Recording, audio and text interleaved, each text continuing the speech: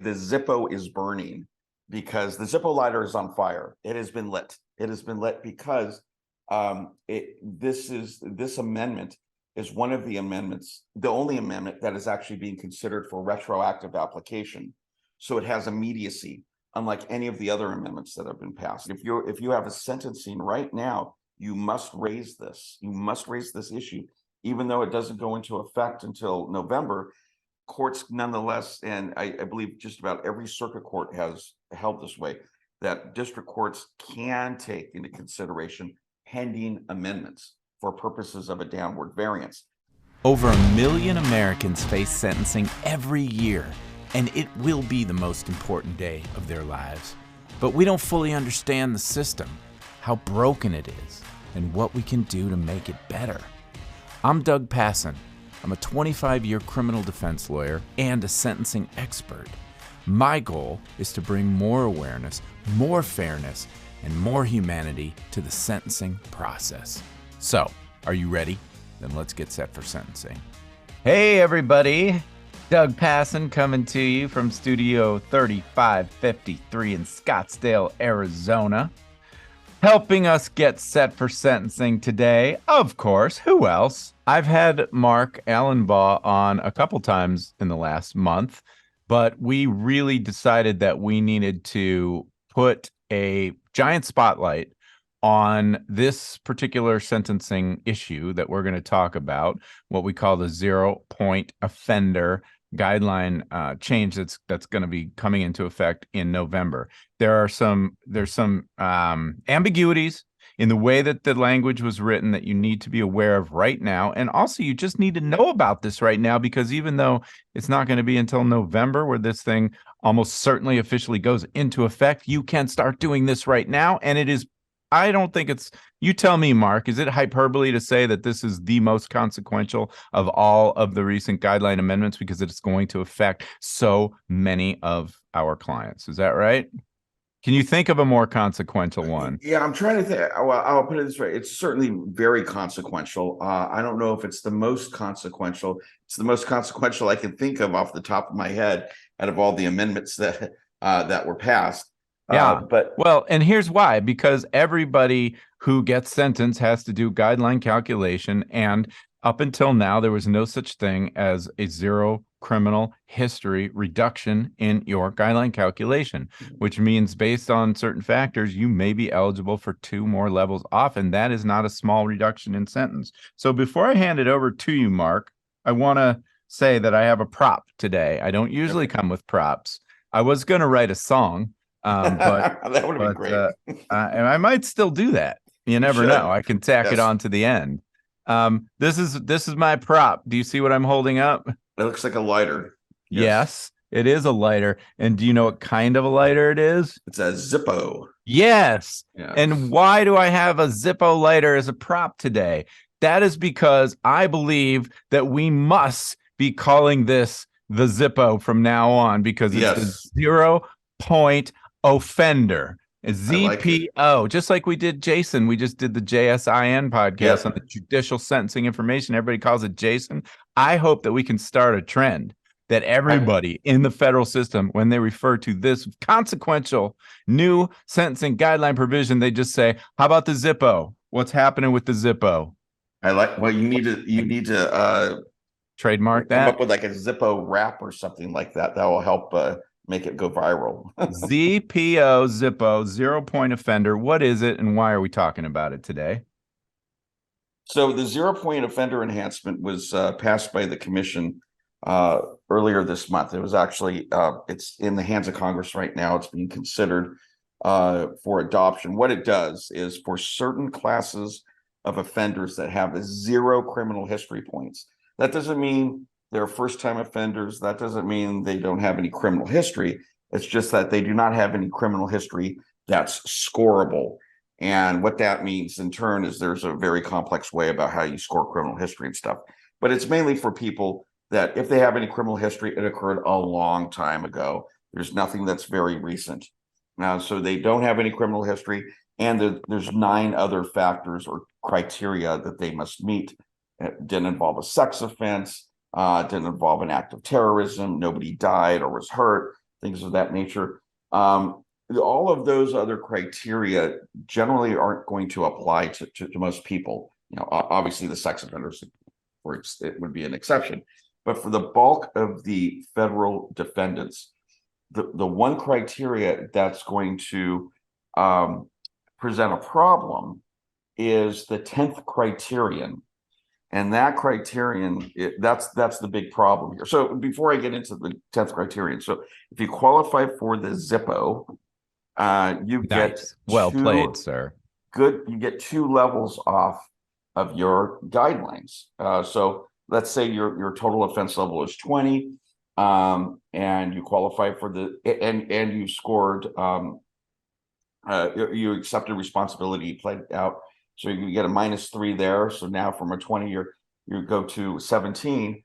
And now when you go to calculate your criminal history, before you get into all the criminal history numbers to determine whether you have a criminal history, if you have a criminal history 0, you're going to get another 2 levels off of your offense level as opposed to your criminal history points. So you're already going to be at a criminal history 1. I might be making this a little more confusing than necessary. But and just to put a finer point on it, up from the beginning of time of the guidelines, it was congratulations, you've never been in trouble before. What do you win? You win. We're not going to enhance your sentence any further. Right, exactly. You win nothing. At the low. You win nothing. You're just going to stay at the lowest criminal history category, but you don't get any benefit, any credit for going. And some of our clients are 30, 40, 50, 60, 70, 80 years old, and they've never been in trouble a day in their life. Correct. And so now finally, after 40 plus years of guidelines, they say, well, maybe we should give them a little bit of credit for that. And that credit comes in the form of 2 offense levels off, which can be significant, which can, depending on where they are on the in the sentencing table, that could be a couple of years or more off their sentence. Yeah. So even the number 2 doesn't sound large, but because the sentencing table doesn't increase just arithmetically, it's somewhat exponential, it can be significant for higher level offenders. And so where you're going to see a lot of this too, where it's going to affect a lot of people, is in the white collar field for economic offenses, where we have that awful loss enhancement that really jacks up the sentence. This can come back to help those first time offenders, the 0-point offenders, the ZIPPO offenders, to get 2 levels, an additional 2 levels off, which can be significant again.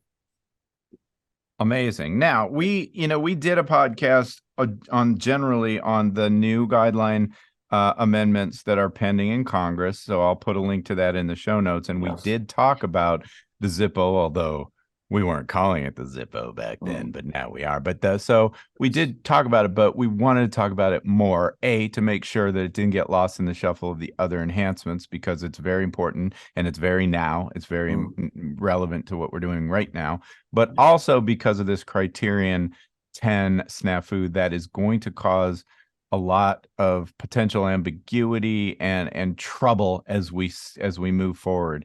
And so Mark is not just a sentencing statistical genius, but he really is the legal brains behind this partnership of ours. So he loves to dig into the case law and the issues of statutory construction, and he spotted this issue, and he has sort of a path forward to offer to make sure that when this issue comes up, you all are going to be prepared to deal with it in the right way. So is it time now to talk about that? It's time now. I just want to add one thing before I get into this. And I'll put it this way: the ZIPPO is burning, because the ZIPPO lighter is on fire. It has been lit. It has been lit because this amendment is one of the amendments, the only amendment that is actually being considered for retroactive application. So it has immediacy, unlike any of the other amendments that have been passed. There is immediacy to this amendment, and courts can take it. If you have a sentencing right now, you must raise this. You must raise this issue, even though it doesn't go into effect until November. Courts, nonetheless, and I believe just about every circuit court has held this way, that district courts can take into consideration pending amendments for purposes of a downward variance. They don't have to take it into account. They do not have to give it because the guideline isn't in effect yet, nonetheless, they can consider it. And this is especially important when the commission is considering making the guideline or the amendment retroactive, because then the argument is, Judge, give it now or give it later. So you might as well just give it now, and that's makes it that much more powerful. So and by the way, I'm sorry to interrupt, but just what would be your advice to the rebuttal for when you get before a judge now and the judge says, well, I understand that, but it's not law. Congress either has to do nothing or ratify it or strike it down, and this may never be law. So why on earth should I consider it when it might never even pass? Well, Your Honor, this is because in the last 30-something years, there have been over 800 amendments, about 830 amendments to the sentencing guidelines. Congress has acted exactly twice to veto an amendment. It's only done it twice out of 830 something times. It's not going to happen here because it literally takes an act of Congress. It's not just some committee issuing a letter or something like that. Both houses of Congress have to pass a law vetoing the amendments that the commission provides. And in this fractured Congress, they got much bigger fish to fry. It's not going to happen. It's only happened twice, and that happened back in the 90s with respect to the crack cocaine, powder cocaine sentencing disparity. And it's not going to happen this time. And also, Your Honor, correct me if I'm wrong, but the Bipartisan Sentencing Commission unanimously voted to approve this particular change in the guidelines, right? Yes, this particular change was unanimous. Yes, There was so it's not controversial. The compassionate release was party line controversial, and so you might have a little harder sell because that one is the only one that we're even a little worried about, and even that one we're not that worried about. No, this is a no-brainer, Your Honor. This thing's gonna be law. Right. And so you're telling me that everybody who's already sentenced, sitting in the Bureau of Prisons right now, this could be retroactive, and they might get 2 levels shaved off there. They might get early release based on this. That's correct. They could get released earlier, or they may even be eligible to get out now.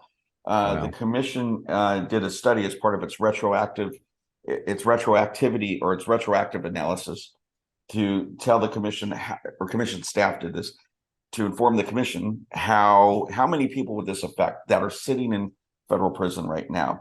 And their estimation is over 7,000 defendants or inmates right now sitting in federal prison could benefit from this and benefit significantly. So the group that they found that would qualify for this, at least according to, I don't want to get ahead of my skis, but at least according to the commission, those who would qualify, their average sentence is about 85 months.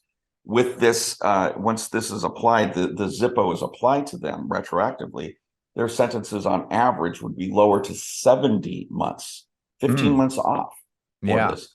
That would save, if you're following me with the math, if 7,000 inmates saving 15 months, that's 9,000 prison years that the BOP can save. I mean, that we're talking some serious cash here. Yeah, I think my recollection is it's maybe $27,000 a year. I'm just pulling that number out of thin air. It's 34,000 a year. It's 34,000 a year. Okay, times 9,000. 9,000. Okay, I got my little calculator. I'd never be able to do it. You could probably do that. $306 million. Yeah. Wow, you're very good. Look at you. Yep, that's what my calculator says. Yes, that's a lot of money. Math was never my strong suit. Okay. Yep. $306 million. That's not chump change. All right. So this is why we're doing this podcast today. This is it's important. This is a big deal. All right. And just before we get into some of the other issues, I just want to note why the commission passed this. The commission is finally doing its job again. Well, it's finally doing its job again because it has a quorum for the first time in 5 years. But also because it's looking at the data. And what the commission found when it was looking at the data are those defendants that had 0 criminal history points as opposed to 1. Remember, the guidelines have 6 criminal history categories, 1 being the lowest, 6 being the worst, or career offenders usually and stuff like that. But at criminal history category 1, you can either have 0 points or 1 point. And those inmates were always, or those defendants were always treated the same. It didn't matter if you had 0 or 1 point. But somebody at the commission finally decided, well, let's look at the data. What is the difference between a 0 and a 1 point offender? Significant in terms of recidivism. Oh. And that's why they decided that we have to do something here, because the difference between a 0 and a 1 was very significant, and they were being treated as the same, which statute says you're not supposed to do. You know, that was creating unwarranted disparity, was hardwired into the guidelines. Yeah. So because of looking back at the data and seeing that the recidivism rates and also the type of offenses that generally were being committed were not, you know, very serious, or they were if they were serious, they didn't involve harm to other people, and the terrorism enhancement stuff like that just didn't apply. They thought, well, we need to account for this now into the guidelines, and that's what they finally did. I wish they would do it with other things, but at least this is a good start. Yeah. Okay. So here, let's talk about criterion 10. Okay, so let's talk about criterion 10. I'm going to bring this up on my screen here. Again, these are criteria. There's a list of criteria that take you out of eligibility that say if one of these things exists, you're not eligible for this 2-level offense level reduction. And most of them are very straightforward, but this one's tricky. What is it? Okay, so we're looking at the 10 criteria here. These are all the new criteria. This goes into 4C 1.1. This is a new section of the guidelines. And the tricky criteria is the one up here. I don't know if you can see where I'm circling with my can you see where I'm circling with my cursor? Yeah, I can see that. Okay. So it's criterion 10, and I've blown it up on this page. So, and I want to compare a couple of things here. So we have criterion 9 and criterion 10. Criterion 9, the defendant did not receive an adjustment under 3A 1.1, the hate crime adjustment, or serious human rights offense. Okay, they didn't get the defendant could not have received either 3A 1.1 or 3A 1.5. That seems to be very straightforward and non-controversial. Yes. Basically, what that means in English is when it's either one of those. If you got either one of those, 3A 1.1 or 3A 1.5, either one of those or both. One's enough to disqualify you. Okay. So here is where the problem occurs now in 10. 10 says the defendant did not receive an adjustment under 3B 1.1. So it's basically following the same schematic or the same model as criterion 9. Defendant did not receive an adjustment under 3B 1.1. And well, wait a minute. What is 3B 1.1? Well, 3B 1.1 is the role in the offense adjustment. So that's basically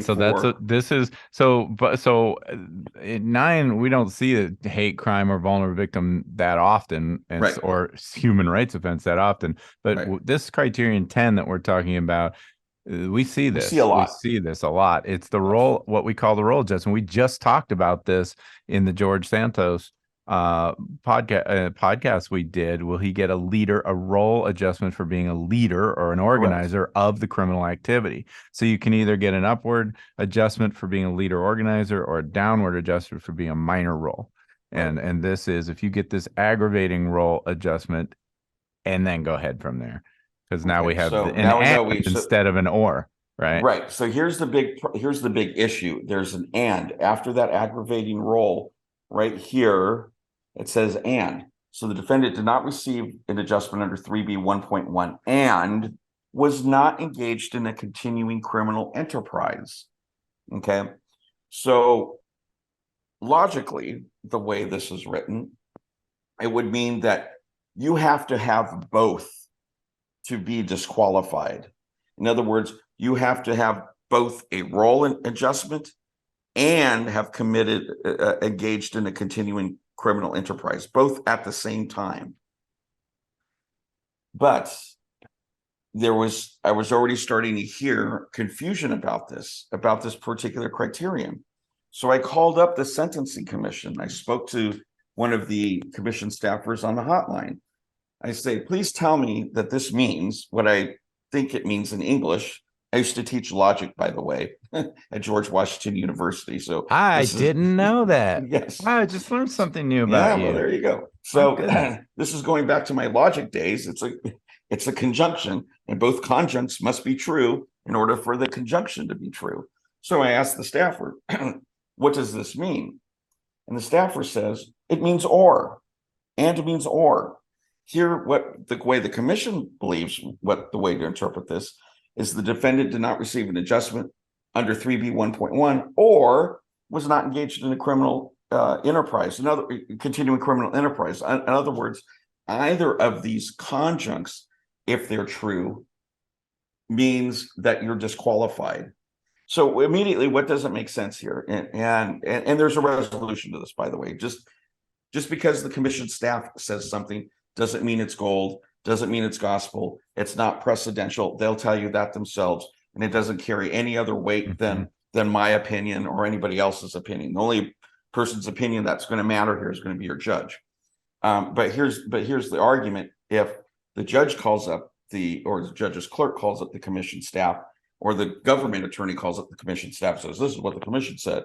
It doesn't matter what the commission said. The problem here is, if this really means and, then why did the commission not just do what it did here? I mean, here's the first part of the argument. Let's go back to the court and say, look at all these other criteria here. They're all listed individually. There's no ands here. They're just the incident offense of conviction is not a sex offense. The offense did not result in death or serious bodily injury. It's not the offense did not result in death or serious bodily injury, and the offense of conviction is not a sex offense. None of that's there. For each, if it's enough, if one criterion is enough to disqualify, then the commission has listed it individually. It doesn't need all these ands. It just lists it out individually. So it's already not following the structure to read and like or. So first argument is it doesn't make sense logically. The second argument is it doesn't make sense structurally. And part of that structure is if you look at criterion 9, the commission says you should read criterion 10 like you should read criterion 9. That Except also criterion doesn't make 9 sense. clearly says or. It clearly says or. So it does not make logical sense. Okay. To read this criterion 10 as a disjunct. It doesn't make just linguistic sense, logical sense. But so why is the commission reading it this way? Because of where they pulled it from. From one mistake, they decided, well, we made a mistake a long time ago, or Congress did. Congress made a drafting error, so let's repeat it. So here's where they pulled it from. This is 5C 1.2, which is the safety valve. Safety valve. Yeah, and it has Good nothing old to do with safety valve. it. All right, let me tell people what the hell a safety valve is. Okay. Just maybe we can talk about this, but we have anybody who's been playing along knows that there's the statutes control sometimes the sentence and the guidelines control. And when you have a statute that has a mandatory minimum sentence, usually it's a drugs trafficking statute where the law says, forget the guidelines. The law says, judge, I don't care how much you like this defendant, this client. The law says you have to give them at least 10 years or 15 years or 20 years. But there's very, very limited exceptions that give the judge that power to go beneath the statutory mandatory minimum. One of them is cooperation. We're not talking about that now. And the other one is safety valve. I like to think of it as a little trap door. And again, it's a series of criterion. And if they all apply, then the judge has the power to go beneath the mandatory minimum. So we're in this list of criterion again in a whole other context, but it's haunting us now. Right. Is that good? So it's haunting us because of criterion 4 under the safety valve, which was drafted by Congress. This section of the guidelines was lifted verbatim from the statute for the safety valve, 18 U.S.C. 3553F. And criterion 4, drafted again by Congress, is pretty much the same thing. It's awful. The defendant was not an organizer, leader, manager, or supervisor, which is your aggravated role that we were talking about. as determined under the sentencing guidelines and was not engaged in a continuing criminal enterprise. So the only difference between criterion 4 of the safety valve and criterion 10 of the ZIPPO is that first conjunct. All the commission did here is collapse this language, organizer, leader, and manager, into the aggravating role, reference to the aggravating role adjustment, which we all know is literally organizer, leader, manager, or supervisor. So that's where, and this is what commission staff told me. So this is where they pulled this from. But this language also is problematic for the exact same reason, because there is a circuit split, a very significant circuit split on various applications or various of these criteria. But they also pointed me to this case out of the Seventh Circuit, the Draheim case, and this had to do with the safety valve also. But this is why this is the case law that the commission is basing its read of criterion 10 of the ZIPPO is off of this. And basically what they're saying is, in some cases, and can be mean or. A defendant is otherwise eligible for the sub-mandatory minimum sentence under the safety valve, still qualifies for relief if the defendant did not engage in a continuing criminal enterprise, even if the government demonstrates that the defendant was a leader of a criminal operation. The Sixth Circuit rejected that premise. And it says here, the use of the conjunctive and in the statute and guideline requires the government to prove both that Basil was not an organizer or supervisor and that he was not engaged in a continuing criminal enterprise. The Basil defendant, like Draheim here, protested that to deny the safety valve to him, if the court finds only one of those requirements to be true, is equivalent to judicially substituting the disjunctive or for the conjunctive and. Okay, so this is our argument. This is my argument in terms of how to read ZIPPO. But Draheim, which you should look at, rules the opposite. What Draheim goes on to say is this: wrong. All the logic is wrong. And means or. And the reason why, these are the 4 reasons the Seventh Circuit gave for why and means or. It's because the defendant, for whatever reason, because the defendant must show what is not true of him, makes and or. What's the logical connection to that? What's the relevance to that? I have no idea. Second thing, it's the defendant's, and similar, it's the defendant's burden to prove he qualifies for the safety valve. Okay, fine. But what does that have to do with reading and as or? And then it points to the legislative history. But as we've learned recently, especially with the Kaiser case, going back many years to other cases, you only resort to legislative history or guideline applications, a guideline application notes and commentary, if the guideline or the statute itself is ambiguous. And there's nothing ambiguous about the word and. So legislative history is irrelevant, and it begs the question anyway. Right. And then finally, the application note 6 to the safety valve seems to support this reading as well too. But again, you don't go back to application notes unless there's an ambiguity in the guidelines. And application note 6 also begs the question as to why it's being read this way. Now, so the bottom line is, luckily the Seventh Circuit is not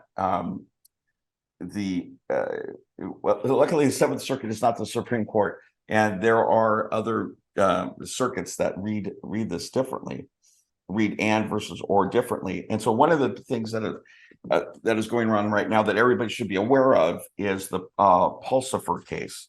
This was granted cert and is going to be heard next term by the Supreme Court. And the question here, it has to do with the safety valve again. But again, why is the safety? Why are we talking about the safety valve when we started talking about ZIPPO? Is because the problem with ZIPPO comes from the safety valve language. And so this Pulsifer case hopefully will resolve the issue, the problem with ZIPPO and criterion 10. In other words, whether and means or, the Pulsifer case may resolve that for us without having to wait on how criterion 10 works its way up to the Supreme Court or something like this. So here I've have the question presented in Pulsifer. The question presented is whether the and in 18 USC 3553F means and, so that a defendant satisfies a certain prong, or does it mean or? I won't read everything here for you, but if you look at the supplemental brief by the petitioner in Pulsifer, what they note is the circuit split here on what and means. Yeah. I mean, really, what this all comes down to, and it's so silly to me and so frustrating, is what does and mean? And that's really what this is. This is all. There's at least 7,000 inmates sitting in prison right now that this could apply. Well, see, by the way, that 7,000 that the commission talked about, there's more. They limited that 7,000 on their reading as and versus or. If I'm sure if and meant and, there might be 8,000 or 9,000 inmates that this applies to. Because you would have people that got a leader organizer enhancement, Right, but not and the they get continuing criminal enterprise. This is our life, man, that we have to sit here and parse I'm remembering Bill Clinton. I'm old enough to remember it depends what your definition of is. and this is what it comes down to. So for those folks that are listening and not viewing the podcast, Fourth, Ninth, and the en banc 11th circuits have held that and means and. Okay, so those are the circuits you want to look at. Fourth, Ninth, and the en banc 11th. Okay, the 5th, 6th, 7th, and 8th have held illogically and incredibly that and means or. And by the way, I have to say, in some of those cases that I've read, the reason why they think and means or and doesn't mean and, because it would be a literally, this is what they say, literally, a hyper literalist reading of the text to say that and means and. Well, I thought we like to be textual exactly. in the court of ours. I'm bashing my head. This is the most absurd problem. Scalia's rolling over in his grave, to be sure, right? Yes, and Scalia is rolling over because everybody, the 4th, 9th, and 11th cite Scalia, cite to his Canons of Construction tome that he wrote several years ago. Okay. But unfortunately, so do the 5th, 6th, and 7th. They cite to his tome to hold the opposite way, which I think would bug the hell out of them. But so we may have a more definitive answer to the giant question of whether and means and next term. We're going to have to wait. But for now, people need to understand, if this comes up, you've got logic on your side. Yes. You've got statutory interpretation, and you've got, at least if you're in one of those circuits, you've got some pretty good case law on your side as well. And heaven forbid that issue comes up, circle back with one of us, and maybe we'll help walk you through this. But preserve the big thing. The big takeaway is preserve this issue. Make the argument and means and, that just having a roll in the enhancement adjustment alone does not preclude your client from getting the downward adjustment. And even if you're in front of a court that says, sorry, no, and means or, still argue for a variance then. I would still argue for a variance. Maybe even if it's just 1 point, it's something. But preserve this argument, make that argument, and start making it now. Do not wait until November, because again, everything can be all these this amendment in particular can be considered by courts now for purposes of a downward adjustment, downward variance. Yes, and that's just in general. Start asking for these two levels now. I don't care that they're not in effect yet. They're going to be.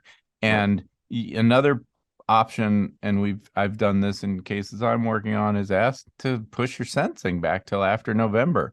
If your client's out of custody maybe, and you think, for whatever reason your judge might do that, it's not going to happen in every case, but I have had it happen. And even if the judge doesn't do it, at least you get to say, well, Judge, I would hope in fairness, you'd apply this because we asked to wait until it went into effect, and it's probably going to be retroactive anyway. So please just make sure you do this. And I find it hard to imagine a judge who wouldn't do that, Right. as a matter of course now. So I'd love Right. to hear from people too. If your experience, what your experience is, make sure you're asking for it and let us know what your experience is. Exactly. The Zippo is on fire and fuego, as we like The to say. Zippo is on fire right now. Yep. The song is writing itself in my head. I'm thinking like some Bruce, I'm on fire. There's gonna be a song. I am gonna write this song. You Mark my write the words. song, man. Write the I'm gonna song. write the song, and it's gonna go viral. Like all of our other podcasts are going viral right now. Anyway, is that it? That's it. I hear some chatter in the background. Is your family ready Sorry, for yeah, dinner? it's the Dinner time? fraternity I live in. Yeah. I tell them all It's to be really, quiet it's and a they ignore me. sorority, isn't it? Isn't it all It's girls? basically a Isn't it all sorority, women? yes. Yeah. Oh, you got a son. You have one son. Yeah, he's at work though. But, Okay. All right, brother. Well, I'll talk to you soon. Thanks for enlightening us on the Zippo. And Very good. we'll see you later. Okay. Thanks, Doug. Bye. That's it for today, but before we go, I just wanted to take a moment and say thank you to you, the listener, for spending time with us today getting set for sentencing. Whether you're a lawyer, someone who could use the help, or maybe you're just a true crime buff who loves the inside scoop on how this whole thing works, I am so glad you're here, and I hope you keep listening. If you're interested in knowing more about what I do, mitigation videos, case consults, live teaching, on-demand educational content, books, articles, all of it, please visit www.dougpassonlaw.com. I'm Doug Passon. Until next time, hang in there. Wait a minute, that's a stupid way to sign off on a podcast about sentencing. Hang in there. What's the matter with you, man? I guess they call that gallows humor. Sorry. All right. Well, I will see you next time on Set for Sentencing. Bye-bye.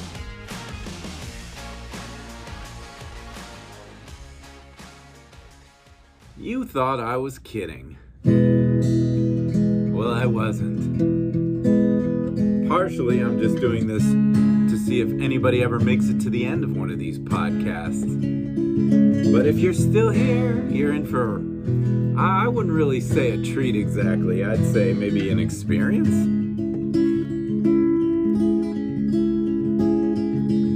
Hey, what's your criminal history? If you got 0 points, it might set you free. Oh, make sure the lawyer you hire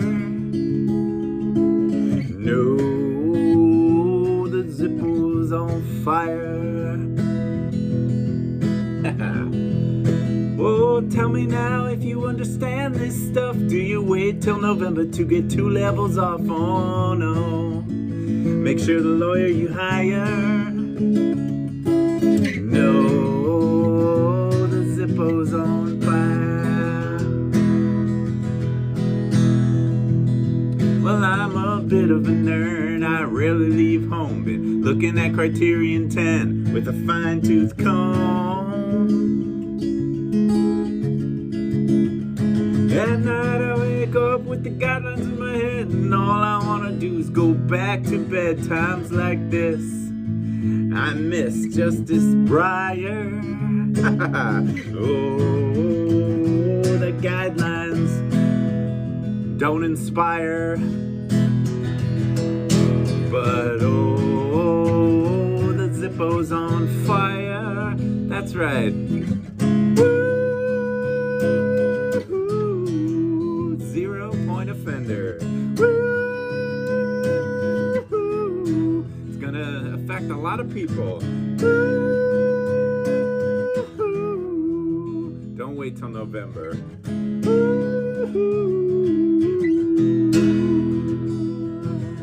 Oh, the Zippo's on fire. Yeah, so there you have it. See you next time.